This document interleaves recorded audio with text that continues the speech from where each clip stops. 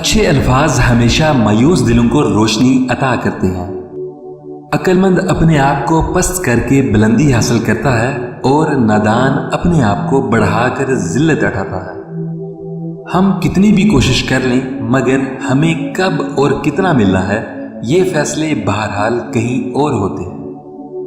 فاتحہ لوگوں کے مرنے پر نہیں، احساس کے مرنے پر پڑھنی چاہیے، کیونکہ لوگ مر جائیں تو صبر آ جاتا ہے مگر احساس مر جائے تو معاشرہ مر جاتا ہے۔ خاموشی ایک ایسے پردے کا نام ہے جس کے پیچھے عقل بھی ہو سکتی ہے اور حماقت بھی۔ کنجوس آدمی دنیا میں فقیروں کی طرح زندگی گزارے گا لیکن آخرت میں امیروں کی طرح حساب دے گا۔